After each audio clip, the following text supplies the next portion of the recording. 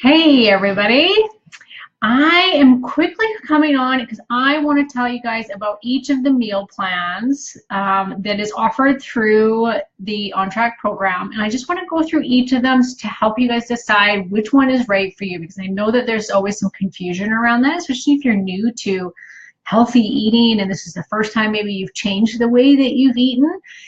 When you come into this program, it can seem a little bit overwhelming with all the choices that you have, and I just want to help for you guys to make that an easier decision for you and kind of guide you as to where to start depending on what it is you're looking for as far as health goals are and what it is that you're dealing with.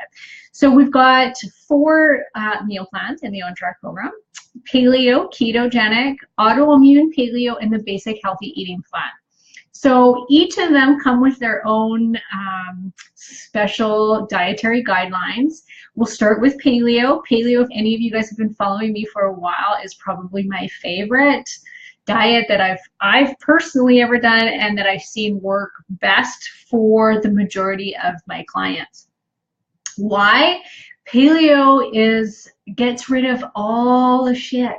We could even call it like the whole foods diet, but that it's still eliminating some of what is so-called the whole foods, like grains and legumes, which are considered whole foods.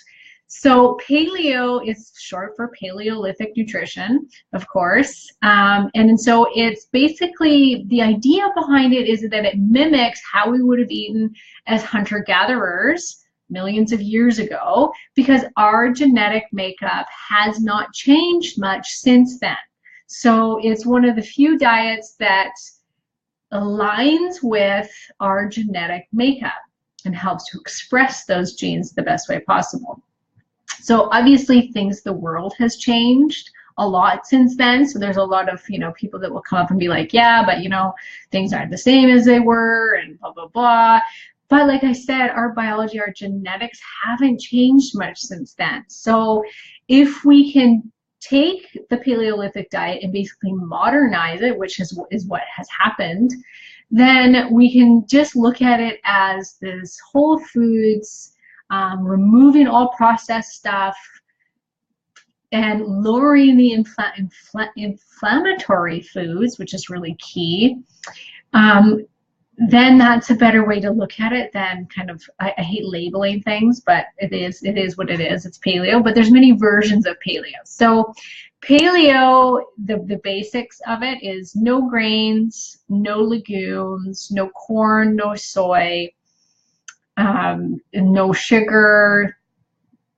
And the dairy is, some camps on the paleo say that dairy is okay. Some camps say no to the dairy. My view is whole fat dairy can be really healthy and great for us in small amounts. But unfortunately, it's one of the highest food sensitivities. So it is better to remove it for a period of time and see how your body reacts and bring it back in after about a 30-day period of abstaining from it completely. It takes about 3 to 4 weeks for us to really get a good read on whether or not our bodies will react to dairy. You will find that my meal plans have very little dairy in them. I do find that removing dairy or a lot of it can really help women to lose weight. So, and because like I said, it has a high food sensitivity, and I like to remove a lot of that from all of my meal plans. It's also why there's not a lot of soy in there, and there's not a lot of corn, because once again, highly processed, high food sensitivities, and our immune systems just aren't what they used to be. So it's better just to have little amounts or remove it completely. So that's the paleo in a nutshell. What I love about paleo is it naturally suppresses hunger so diets, for instance, like Weight Watchers, where it's like a number system and you can have X amount of points in a day, they kind of let you eat whatever you want, which can drive hunger up, because if you're eating lots of high carbohydrate foods and it raises your blood sugar, that's going to drive your hunger levels up. when something like the paleo diet, which is naturally low in carbohydrates, and if there are carbohydrates it's in really good sources like vegetables and healthy starches like sweet potato and yam and even some white potato, it reacts differently in our body. So when you're having the protein, fat, and these good starches and lots of vegetables, it reacts differently in the system hormonally. So it helps to suppress hunger rather than drive hunger up, which then naturally creates a caloric deficit. That's the beauty of the paleo diet, is it can be very effortless weight loss for a lot of people. People find that when they go on certain diets that are restrictive, like I said, the point system, or maybe a measurement system where it's like you can have half a cup of rice with half a cup of lean protein, and there's a lot of diets out there that are like that, where then you're constantly fighting with hunger and you're having to use willpower in order to sustain the results, which inevitably always fails. So paleo diet seems to make it a lot easier for people to stick with it. It's a lifestyle. It's something they can incorporate for long term. It's very nutrient dense, and it's removing the inflammatory foods, like I said, which are the grains and the legumes, which tend to have a lot of lectins and phytates in them, which help stop your body from absorbing minerals. So we don't want that. They're also high in carbohydrates. All of these things can create inflammation in the system, which can create then weight gain. So paleo is an awesome entry-level diet for most people. Like I said, will be really successful on. I use it probably 90% of the time in my own personal practice, in my private practice, because I get the best results. So I always start with that one, not always, but like I said, 90% of the time I'll start with paleo. Doesn't mean that's where I'll end up with somebody, but it's definitely a great starting point. So I suggest that if you're just coming into this, especially if you've got dietary, like you're new to, like I said, healthy eating, maybe you've got digestive problems, this is a really good place to start. If you have inflammation, it's a good place to start. It's easy. And you get really good results out of it. So that is the paleo. Then comes the autoimmune paleo. Autoimmune paleo is the paleo diet with removal of certain foods, and that's your nightshades, which are potato, tomatoes, eggplants, peppers. They all contain a chemical that can be really inflammatory to the body. So if you have an immune system that's compromised, for a lot of people, oh yes, and eggs too, they're not nightshades, but eggs are removed as well, and same with nuts and seeds. Nuts and seeds don't have the chemical in it, but they do have a lot of phytates and lectins, which once again might not be very good for a person with an immune system issue. So they can cause a lot of inflammation, and they're really hard to digest, and anybody with an autoimmune condition will have some degree of leaky gut going on, which means digestive problems. So it's usually best to remove the nuts and seeds for a period of time and then invite them back in and decide which ones are affecting you and which ones aren't, and maybe none of them are, maybe all of them are. So each to own on that one. Same with those other foods. So once again, remove the nightshades for 30 days, the eggs for 30 days, and then put one in at a time and see if your body reacts, because we don't want to remove more foods than we shouldn't, right? We want to have always, like peppers, for instance, are full of great vitamins and minerals. We don't want to remove them if we don't have to. Nuts are always a good snack to have, so we don't want to have to remove those. Those are like the hardest one for me to give up, is nuts. And I keep trying to go back to them, and every time I eat them, they hurt my stomach so bad. Seeds seem to be fine, but nuts are just like killer for me. So once again, to each his own. So that's the autoimmune protocol, is it's just taking that paleo template, taking it one step farther and removing more of the inflammatory foods. Anybody that has any sort of arthritis, rheumatoid arthritis, ankylosing spondylitis, anything that has to do with the joints, or if you just maybe haven't been diagnosed, but you feel like you have a lot of joint pain, then I would highly suggest starting with the autoimmune protocol. If that's too challenging, then start with the paleo, see how you feel. If you're not getting the results that you're looking for, then go into the autoimmune protocol after that. It's a nice stepping stone. The autoimmune can be a little bit strict for some people that are new to this, and it can be a bit shocking.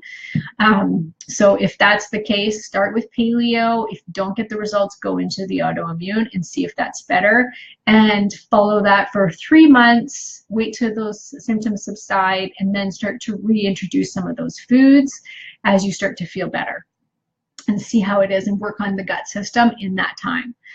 So now we go into the ketogenic diet. The ketogenic diet, once again, like the autoimmune diet, is a therapeutic type diet. It is all the rage right now for losing weight.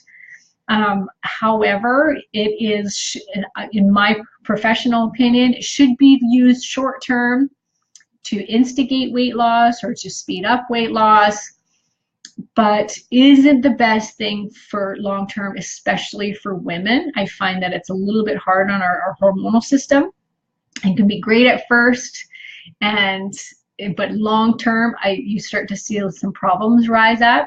So if you're going to do it properly, which is when you first start out with the ketogenic diet. So let's back up here. The keto is paleo-based foods, but you're removing the fruit out of it. You can have up to about a half a cup of berries every day, preferably strawberries or blackberries, which are the lowest in carbohydrates.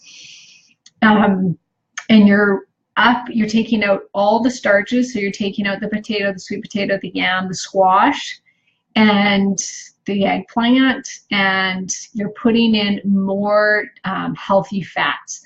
So upping your intake of coconut oil, medium chain triglycerides, butter. A lot of people do high amounts of dairy, cream, whipping cream. Little bit of yogurt tends to be really high in carbohydrates, so it doesn't tend to be in a lot of ketogenic meal plans. I personally, in my keto plans, once again, I don't do a lot of dairy because it does tend to be a food sensitivity, and women tend to lose more weight without it. So, but a lot of the keto stuff out there will say go ahead with the dairy. And this is where the keto goes wrong too. I won't get into this too much, but people going keto think, woohoo, I get to eat cheese and bacon all day long. And, short term, sure, that's going to help you to lose weight, but what that's doing to the rest of your system is not beneficial, and you can't live on bacon and cheese for the rest of your life. So I really want people to think about that. If that's the style of keto that you're eating, you may want to rethink that and start incorporating more vegetables and removing some of that dairy. So when you're doing the ketogenic, you want 75% of your calories to come from healthy fats and the rest from carbs and protein. So it's high fat, moderate protein, and low carbohydrate. To start, people usually have to hit the 20 to 30 grams of carbohydrates, net carbs a day, to get themselves into ketosis. After that, after about 4 weeks of that, if you feel you're hitting all the markers for being in ketosis, then you can move it up and find where your tolerance level's at. There's numerous ways to do that with testing, like glucose testing. Keto sticks are an okay one, but usually it's just run by like, how do you feel? So after the 4 weeks, 4 to 5, 6 weeks, then you can start to kind of play with that, your tolerance level. I've seen some people that can tolerate only 20 grams of net carbs a day, but I've more so seen that women tend to do better on the 40 grams-ish a day, 30 to 40 grams per day, because of our hormonal system. Our hormones don't like super low carb for long periods of time. It starts to affect our thyroid, it starts to affect our sex hormones. So like I said, period of time, it's great.